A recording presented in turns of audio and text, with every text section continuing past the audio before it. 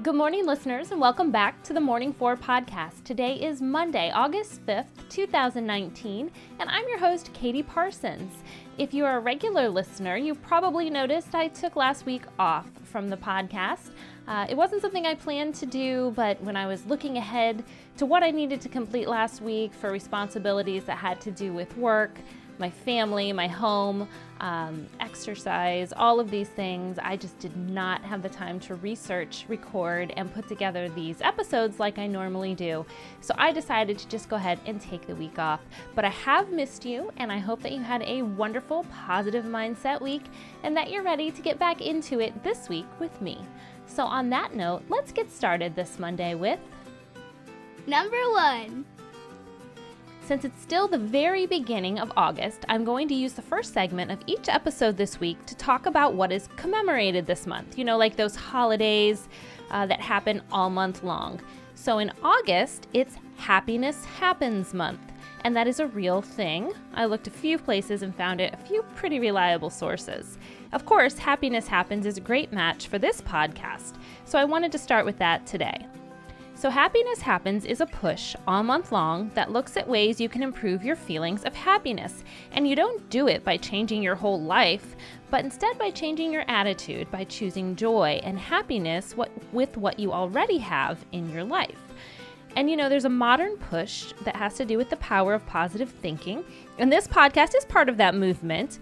But learning how to be happy actually dates back to the ancient Greek philosophy of Stoicism, which is not to be confused with the modern use of this word.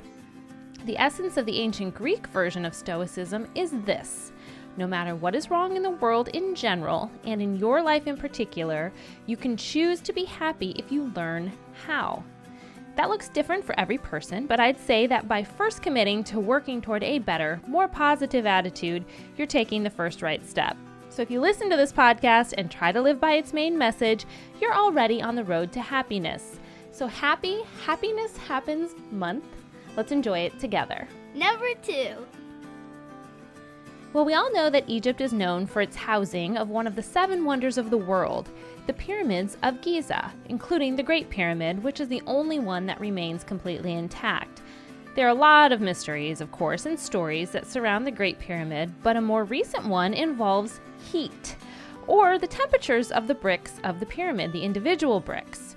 In 2015, scientists conducted a series of thermal scans on the pyramids and found spots in the Great Pyramid that were warmer than the others. Some of them were 6 degrees warmer than the blocks surrounding it. So a difference of 0.1 to 0.5 degrees between blocks is considered normal, but 6 degrees is a little bit crazy.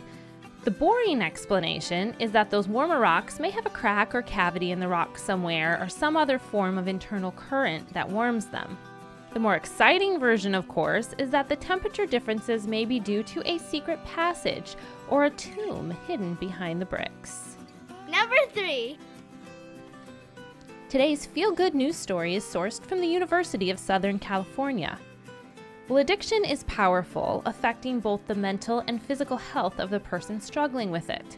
Well, new research from the University of Southern California is pointing to a method to beat addiction that does not involve return trips to expensive rehabs or detox clinics.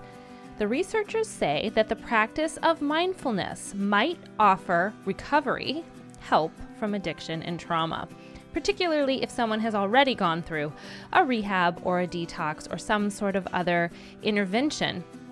Results from the studies there are pretty encouraging. In one project at an inpatient drug treatment program for young adults, researchers found that completing just 8 weeks of mindfulness training led to drops in stress and cravings, and very high improved chances of staying clean, even after 6 months.